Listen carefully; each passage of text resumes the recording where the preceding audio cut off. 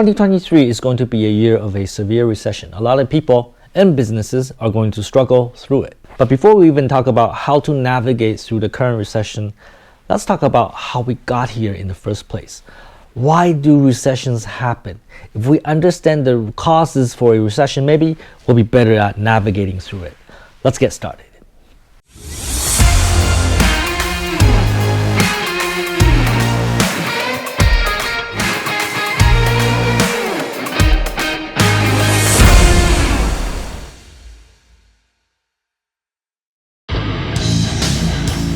Hey Tom, it's the one and only Floyd Money Mayweather. First I want to say congratulations on your YouTube channel. Everybody needs to follow your YouTube channel. So what everyone needs to do is subscribe to Tom Pang. Great guy, great person. Tom, keep up the great work.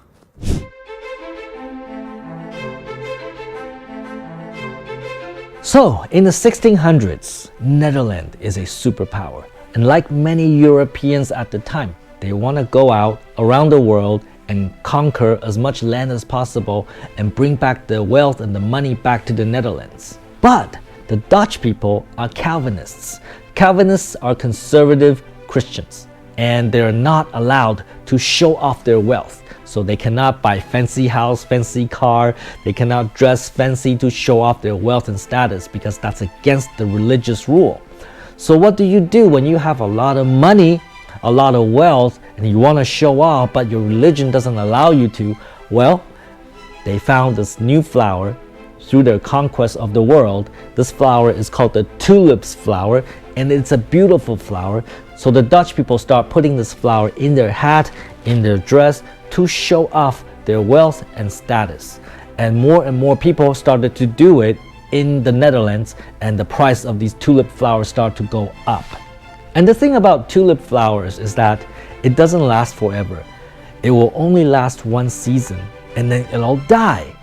And then next year you have to buy new tulip flowers. And as everybody is fighting to buy these flowers and the price is going up, some banker, some financial guy in Netherlands created this new financial instrument. It's called futures. A future is basically a contract to buy something at a certain price on a future date. So in the Netherlands, now they can buy and sell these contracts. So they're no longer selling the actual tulips, they're just selling these contracts. So this financial instrument called futures actually still exists today. I can buy futures in oil, in gold, in silver, in most commodities, and that means I promise to buy oil at a certain price on a future date. And the people in the Netherlands, they start trading these futures. So for example, I buy this future and then I sell this future when the price of tulips goes up. And I make money without actually owning any of the tulips. And the price of the tulips and these futures start to go up and up and up. Eventually, a price of one tulip can equal up to the price of a house. And that is completely crazy. Eventually, people started to think this is crazy because a tulip flower cannot be worth one house. You cannot eat a tulip flower. A tulip flower cannot keep you warm. Basically, the tulip flower is worthless. And some people realize that, and they start selling these contracts. They start getting rid of these tulips.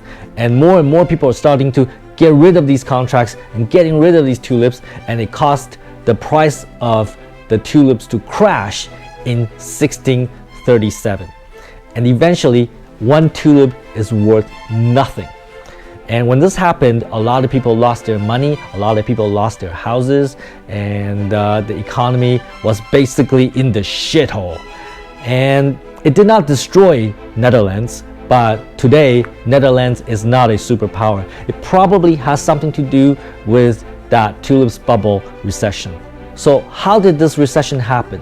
Is it because they're Calvinists, they have no way to show off their wealth, so they have to buy tulips?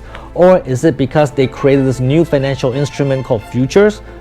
Or is it because the Dutch people got greedy and they want to make money with basically flowers? Well, let's talk more about that. But let's get to our second recession.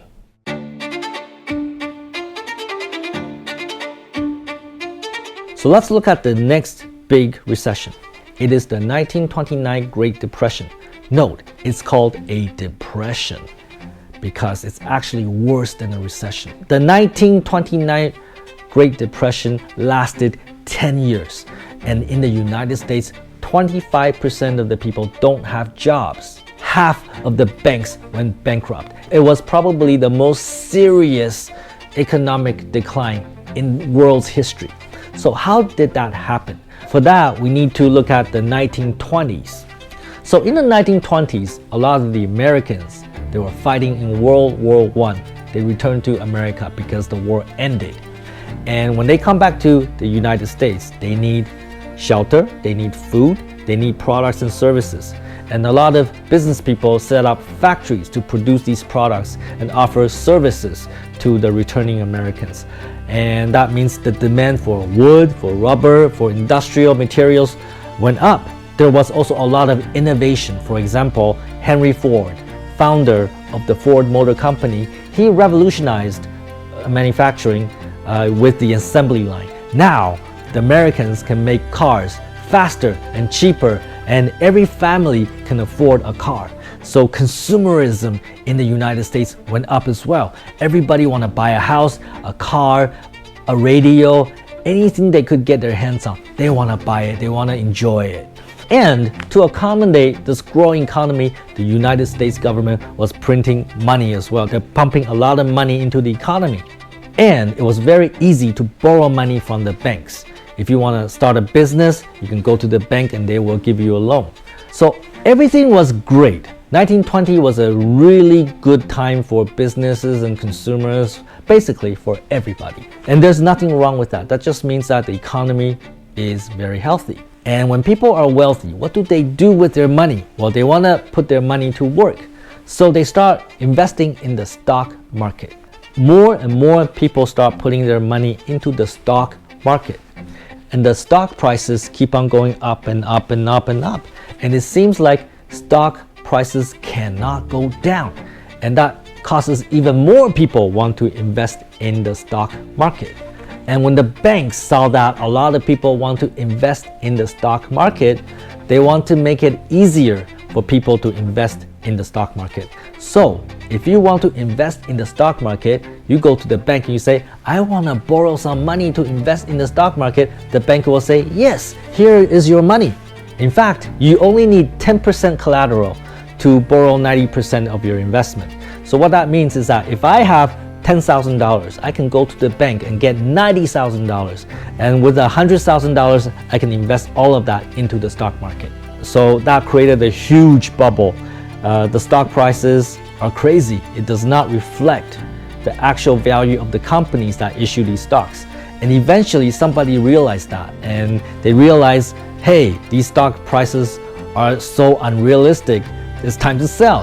And one person starts selling, and then more people start selling, and then eventually everybody started selling. So on October 29th, 1929, the stock market in the United States crashed. So in one day, the stock market lost $14 billion in value, and in today's money, it's about $240 billion. And that was only the beginning. You see, there was so much money in the economy, and the government wanted to control inflation. So the government started to raise interest rates. And remember all those people that were borrowing money to set up business? Remember all those people that were borrowing money to buy stocks? Well, now the interest rate is going up, and now they cannot pay back to the bank. And a lot of people went bankrupt, and the banks cannot get the money back. So the banks went bankrupt. And all these people losing all their money, they cannot buy any more consumer goods. So all these factories, they have a lot of inventory in the factory that they cannot sell. So they have to let a lot of employees go. So unemployment went up. Many factories closed down. And it took 10 years for the economy to recover again with World War II. So what happened in the 1929 recession? How did it happen? Well, there was a lot of money in the economy. Everybody had money to invest in something, which is the stock market. And the stock market was overvalued. Eventually, it crashed. So whose mistake was it? Is it the banks because it was too easy to borrow money? Is it the government because it was printing a lot of money? Or is it the people because they believe the stock market will never crash and they want to make money by actually investing in something that's not real? You tell me. Now let's look at the next really serious recession.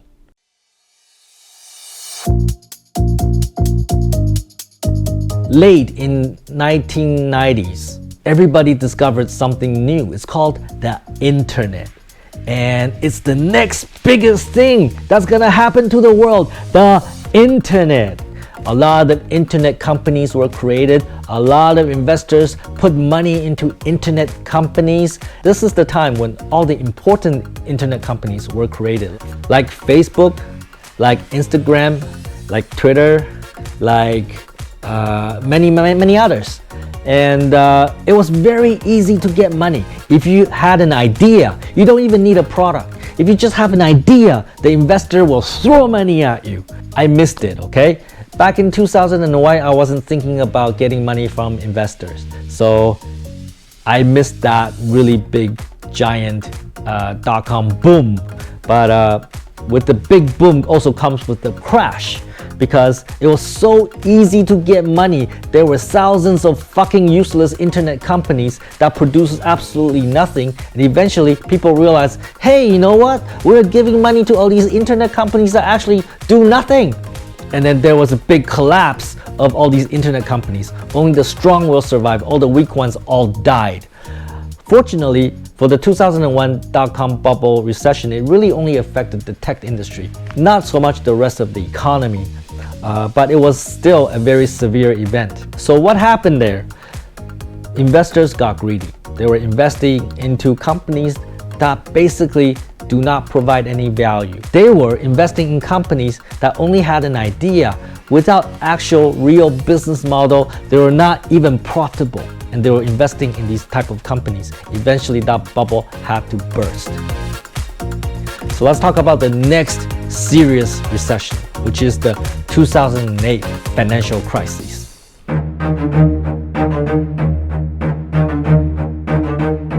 If you are old enough, you would remember this. I believe this somehow affected Vietnam as well. So after the dot-com bubble bursted, there were still people with a lot of money. They know not to invest into dot-com stocks anymore. They had all this money, but they need to invest it somewhere. So where do they invest? Well, real estate. Real estate seems like a good bet. Plus, the interest rate was low. So a lot of people were buying up real estates. And traditionally, when you buy a house, when you buy real estate properties, the bank will loan you money only if you have good credit. They will not lend you the money unless you can provide evidence to show that you will pay back the money. Many financial institutions start to see mortgages as a good investment. And what they do is they pool a lot of mortgages into a package, maybe 1,000 mortgages into one package, and that package is called a mortgage-backed security.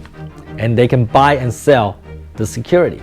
The financial institutions, they were trading these mortgage-backed securities, but they needed more people to buy houses. They need more people to borrow money to buy these houses.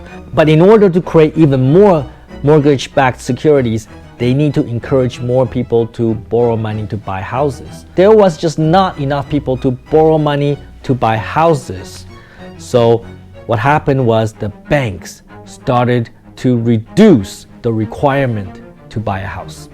So now anybody can walk into a bank and get a loan to buy a house. You don't even need to prove anything. And even worse, the banks were offering these really sweet deals. They're called subprime mortgages, meaning that when you use subprime mortgage to buy a house, the first few years you only have to pay very low interest. And after a few years, the interest rate is raised to a very high level.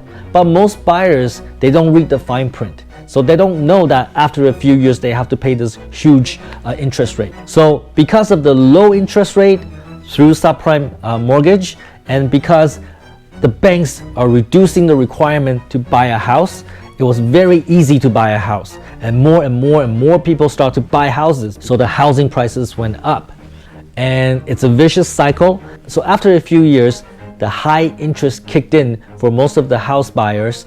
Now they cannot afford the houses because of the high interest rate, and they start going to default, meaning they cannot pay for the house. They have to return the house to the bank. And more people started to do that. They start to default because they cannot afford the house.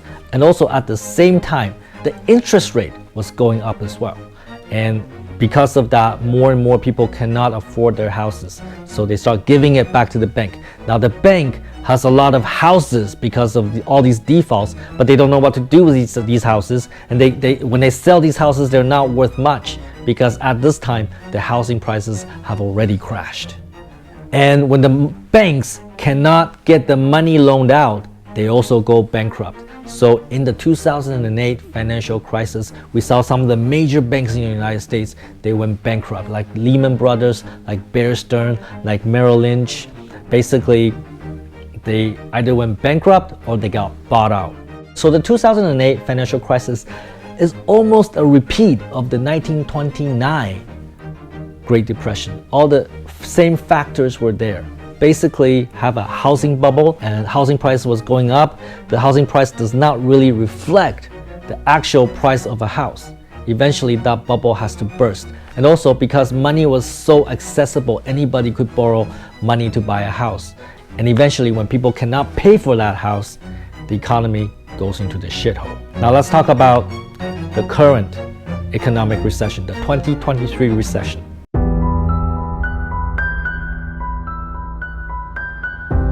Present day, 2023, we are going to go through a major recession. This is probably going to be a very serious one. And when we look at the past recessions, what can we learn from those? Well, in the last few years, we saw a huge increase in Bitcoin value. Why did that happen? There were people with a lot of money, they don't know where to invest that, so they put the money in Bitcoin. And we saw Bitcoin value go up and up and up. And just like the tulip flowers, it's not a real thing. Eventually, it has to come down. We saw a huge jump in the stock market in the last couple of years. Again, it is because most people don't know where to put their money and they see stock market being the only viable option. After the 2008 financial crisis, the government has established a lot of financial rules, so it is difficult to repeat the same mistakes in 2008. You cannot have a real estate bubble anymore, but people put the money in Bitcoin in the stock market and create bubbles in those spaces. And also because of COVID, a lot of governments, including the United States government, was printing a lot of money. In fact, 25% of all US dollars was created in 2022. Because all of this money being created, a lot of people have money and they don't know where to invest, so you see a huge increase in stock market value and also Bitcoin.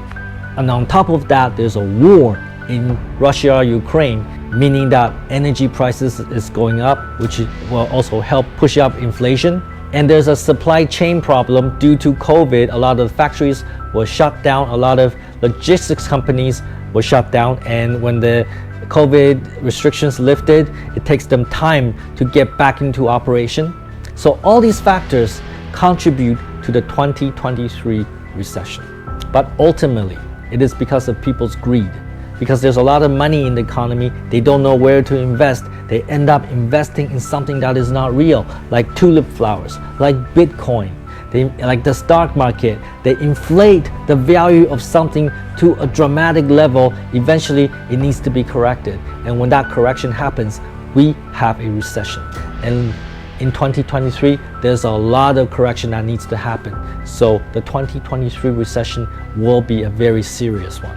I'll be releasing a video and we'll talk about how we're going to navigate the 2023 recession, what you can do to ensure that your financial health is not affected by this recession. Whether you are a business owner, whether you work for a company, we're going to talk about how you're going to survive or maybe even thrive in the 2023 economic recession. So take some fucking action. Don't be so greedy. It's greed that's causing all these recessions. and don't be a fucktard.